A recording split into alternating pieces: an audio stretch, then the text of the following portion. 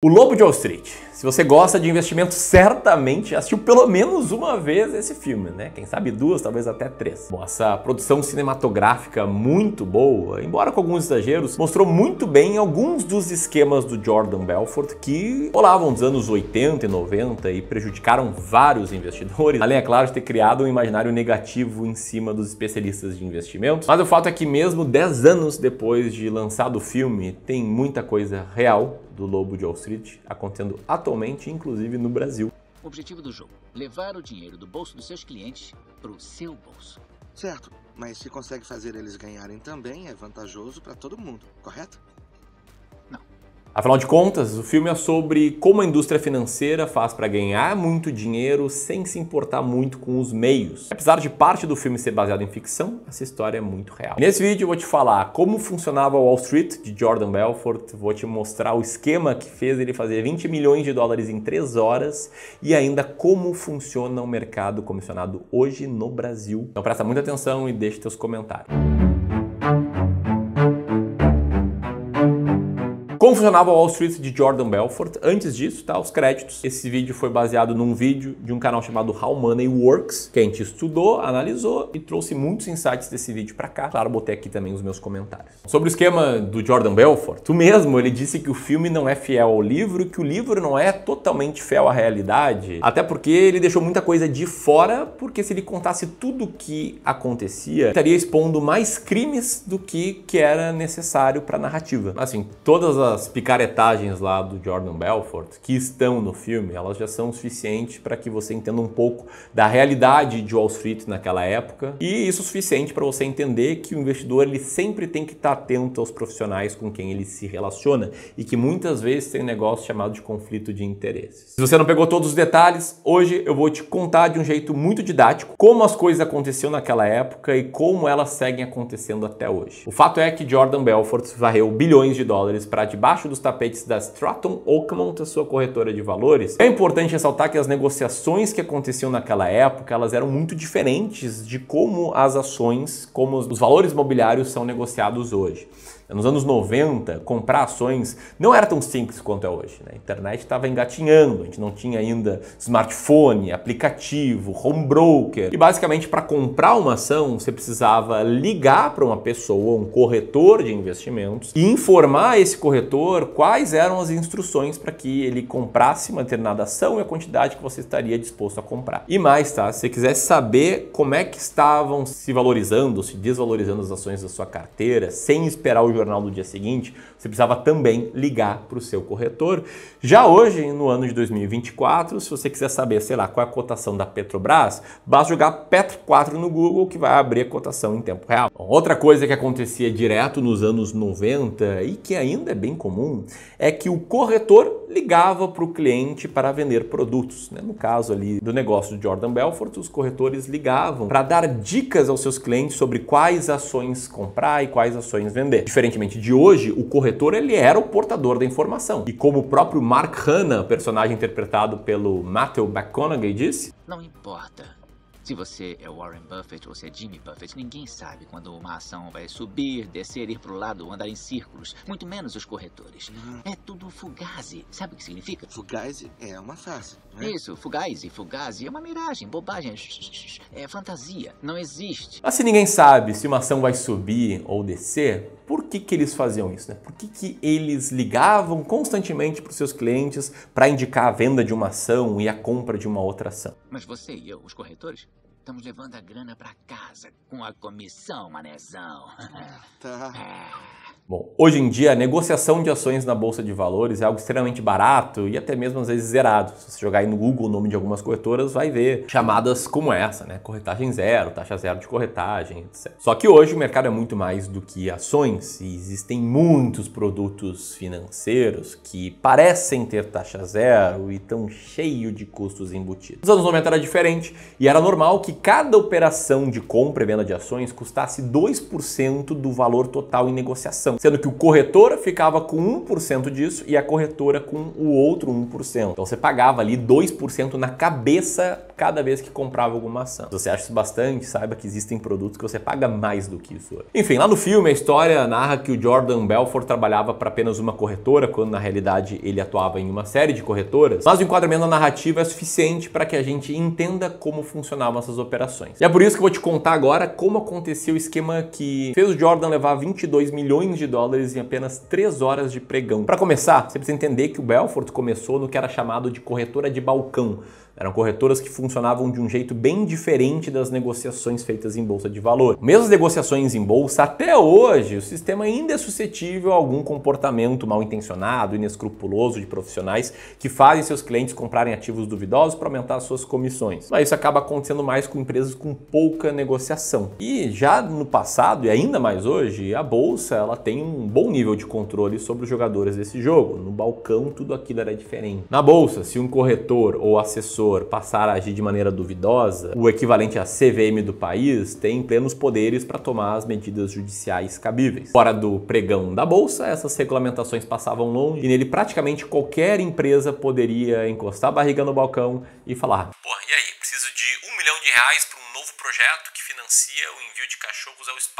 E aí os corretores de balcão diriam: beleza, vamos tentar levantar esse dinheiro, mas eu vou ficar com metade do dinheiro arrecadado aqui pra gente. Bom, é assim que o filme conta, tá? Na prática, as corretoras de balcão elas ficavam com algo entre 10% a 20% do valor negociado, mas de qualquer forma uma taxa altíssima, e que se uma empresa tivesse disposta a pagar um FII de 10% a 20% do valor levantado, isso é um sinal muito grande de que provavelmente essa empresa não vale o investimento, que essa empresa está mal das pernas. E isso é o que o filme apresenta como as penny stocks, né? As ações que valem menos de um tostão. E aí que entra a mágica ou a fraude do Jordan Belfort. O Jordan ele fundou a Stratton Oakmont com 2 outros cofundadores, o Brian Blake e o Danny Porro. No início ela era uma subsidiária, mas depois ele e seus sócios compraram essa corretora para si. E mesmo ganhando dinheiro, vendendo lixo para lixeiro, Belfort tinha ambições maiores. E para fazer os seus 22 milhões em 3 horas, ele começou assim. Ele tinha um time de corretores não afiliados de confiança, que ele dava o nome de rat holes. Em português é buraco de rato,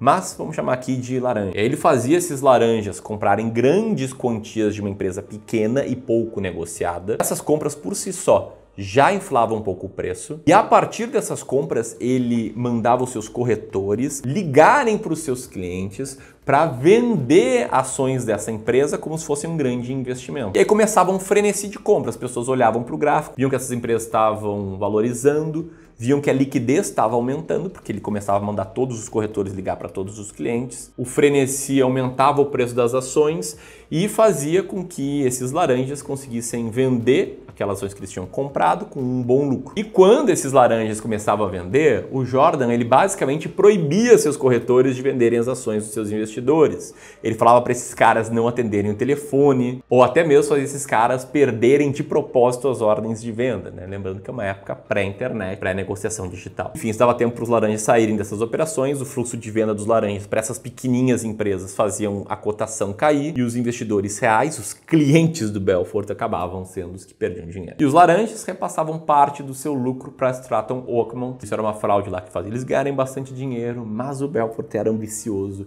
e quis crescer as coisas. Ele decidiu fazer o mesmo com as empresas listadas na bolsa, não no mercado de balcão. An IPO is an initial public offering. It's the first time a stock is offered for sale to the general population. Now, as the firm taking the company public, we set the initial sales price, then sold those shares right back to our friends. I know you're not following what I'm saying anyway, right? That's okay, that doesn't matter. Ele pode ter duvidado da capacidade de entendimento da audiência dele, mas eu não duvido na minha e vou explicar como funcionava. Na prática, tá? Uma empresa que quer fazer um IPO, que quer entrar na bolsa, ela procura um especialista para fazer essa oferta pública. Foi aí que o Belfort entrou no negócio e passou a ele mesmo fazer IPOs a pedidos de empresas. Um IPO de sucesso significa que as ações que essa empresa está lançando ao mercado estão sendo vendidas a um preço igual ou maior do que o preço acordado no prospecto pré-IPO. E foi assim que o Jordan criou um sistema. Ele fazia um IPO para uma empresa X, mandava seus laranjas comprarem essas ações e assim que elas se tornassem públicas, ele instruía o seu exército de corretores a venderem essas ações para os seus investidores. Então, você tem um fluxo muito grande de compra dos laranjas e também de todos os clientes da Stratton Oakmont. Isso fazia com que o preço dessas ações aumentasse quase que instantaneamente. A diferença aqui é que, por serem listadas na bolsa, os investidores maiores eram atraídos pela promessa de uma ação que, sei lá, se valorizou 30%, 50% já nos primeiros dias de bolsa. E dessa maneira, o Jordan combinou uma fraude criada fora do pregão, a confiança de investidores do mercado regulado da bolsa para criar um esquema capaz de fazer muito dinheiro. E é assim que ele fez. $22 million in 3 fucking hours! E aqui entramos no terceiro capítulo, como funciona o mercado comissionado hoje. E eu quero te perguntar, você acha que o mundo real é muito diferente do que é retratado no Lobo de Wall Street? Que fique claro, tá? Grandes esquemas e fraudes multimilionárias que envolvem balcão, novos IPOs, laranjas, etc., são mirabolantes para o mercado regulado que a gente tem hoje no Brasil. Sim, no passado, questão de 15 anos atrás, volta e meia acontecer de uma pequena ação começar a bombar, um fluxo incomum ali de compra e venda de empresas específicas, o que foi investigado. Mas hoje esse tipo de esquema ele é muito mais raro, o que não significa que o investidor, pessoa física, não seja prejudicado. E tem uma coisa que me incomoda bastante, que prejudica muito o investidor comum, que se chama conflito de interesses. A CVM está apertando o cerco em relação ao conflito de interesses, que acaba sendo motivo por trás de notícias como essa, de perdas muito grandes aí por parte de alguns clientes. Que fique claro, tá? Hoje em dia isso não acontece porque corretoras têm um esquema fraudulento e obrigam os seus assessores a agirem de determinada maneira. E na maioria dos casos não há necessariamente crimes envolvidos e seria leviano da minha parte falar que isso aqui é crime. Mas infelizmente uma parte menor dos assessores de investimentos, seriam os antigos corretores, acaba por conta do conflito de interesses prejudicando muito seus clientes. Existem assessores sim que são bons, estão bem intencionados e querem fazer você ganhar mais dinheiro, mas o fato é que 95% do mercado de assessoria é remunerado com base em comissões e esse fato cria um conflito de interesses. As piores histórias recentes que eu conheci sobre o mercado financeiro, como por exemplo de um investidor que tinha 5 milhões de reais, foi induzido a colocar todo esse dinheiro num COI, usou o COI como garantia para pegar um empréstimo de mais 4 milhões, investiu esses novos 4 milhões num COI, usou esse novo COI como garantia para mais empréstimo e usou esse empréstimo para especular com opções e perdeu esse dinheiro. E hoje deixou de ser um investidor de 5 milhões para passar a ser um devedor de 3 milhões, uma história que eu conto melhor nesse vídeo aqui, assim como no exemplo do investidor que herdou 2.700.000 reais, investiu tudo em um único ativo, um CRI, de uma empresa que estava pagando muita comissão para quem vendesse esse ativo. Essa empresa quebrou e esse cara perdeu tudo. Assim como nos vários exemplos que a gente recebe aqui de seguidores que têm 10, 20, 30% ou mais da carteira em COI. Sempre isso é causado por conta de um assessor que deixou o conflito de interesses falar mais alto. Fique claro, é uma minoria no mercado, mas é uma minoria que deixa um rastro grande. Esse modelo de remuneração ele é tão arriscado para o investidor que lá atrás, em 2013, o Reino Unido já havia proibido a venda de produtos ou investimentos com base em comissões. Na época, foram mais de 20 mil assessores que ou deixaram o setor ou mudaram para o modelo de consultoria de investimentos que cobra taxas iniciais pré-acordadas com seus clientes. A esse modelo, nós damos o nome de fee-based ou fee fixo. Mas o Reino Unido não é o único país que adotou esse padrão. Estados Unidos, Austrália e Reino Unido já têm o fee-based como regra. Outros países como o Canadá, a Índia, a Holanda e a Alemanha até permitem o comissionamento desde que as taxas sejam 100% transparentes e que o cliente saiba qual é a comissão que ele está pagando. Recentemente, esse movimento tem tomado forma aqui no Brasil.